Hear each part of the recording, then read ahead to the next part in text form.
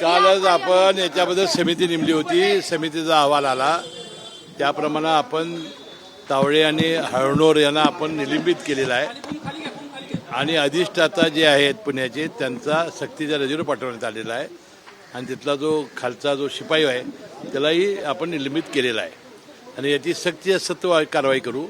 मी यापूर्वी सांगितलं होतं की अतिशय गंभीर गोष्ट होती की हे जे ब्लड सॅम्पल बदलणं ह्या गोष्टी अतिशय गंभीर आहेत. यापुढं कुठल्याही सरकारी डॉक्टरच्या दवाखान्यामध्ये या गोष्टी होऊ नयेत म्हणून त्यांना आयुष्यामध्ये अशी आपण काही शिक्षा देऊ की असं प्रकरण त्यांना करताच येणार नाही अशा प्रकारची कारवाई आम्ही करण्याचं ठरवलं होतं. त्याप्रमाणे आज आमची समिती गेली, त्यांनी ते योग्य ते अहवाल दिला, त्याप्रमाणे आपण कारवाई ही केलेली आहे. जोपर्यंत त्याची चौकशी होणार नाही, पूर्णपणानं त्यांचंही मत घेतलं जाणार नाही, असं बडतर्फ शासनामध्ये केलं जात नाही. परंतु पहिली आपण केलेली आहे, त्यांना योग्य तो धडा शिकवल्याशिवाय आम्ही राहणार नाही.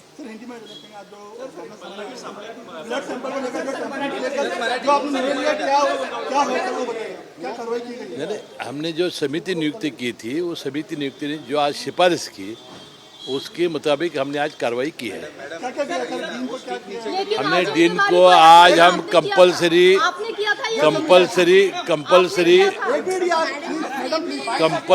हमने उसको लीव पर भेजा है और 2 को सस्पेंड किया है.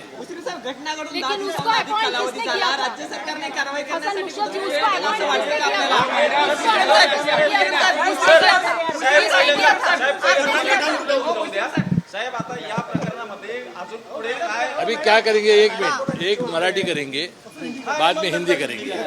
घटना घडून 10 दिवस झालं, या प्रकरणामध्ये कारवाई करायला कुठेतरी वेळ झाला असे वाटतं का? कारण की विरोधकांकडून सुद्धा राज्य सरकारवर आरोप केले जात होते, कुठेतरी पाठीशी घातलं जात आहे अशा प्रकारे. हे बघा, मला बाकीचं माहिती नाही.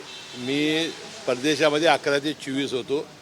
मी 25 तारखेला आलो, 26 तारखेला मला ही घटना कळाली.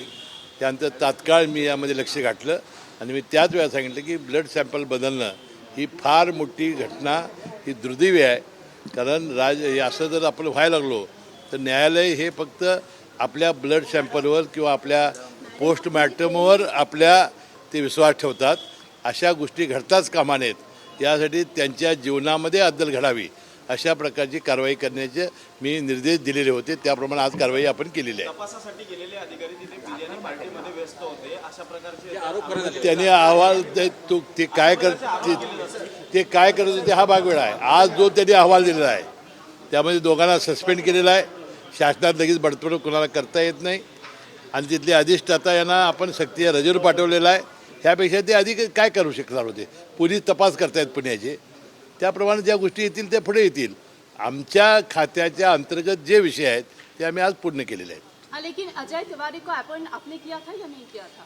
मैं आमदार की सिफारिश पर वो बोला था, मैंने किया था, लेकिन जो रैट जो सवाल हुआ उनको हमने निकाला था, अभी वो नहीं थे.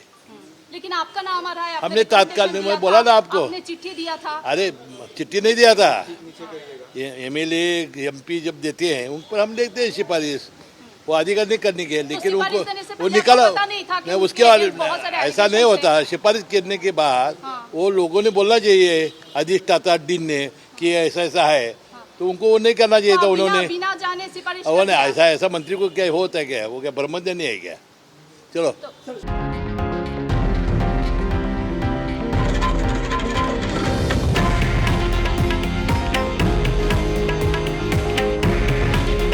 हे आहे देशातील नंबर 1 न्यूज नेटवर्क आणि आपण पाहत आहात TV9 मराठी. काळजी तुमची, हित महाराष्ट्राचं.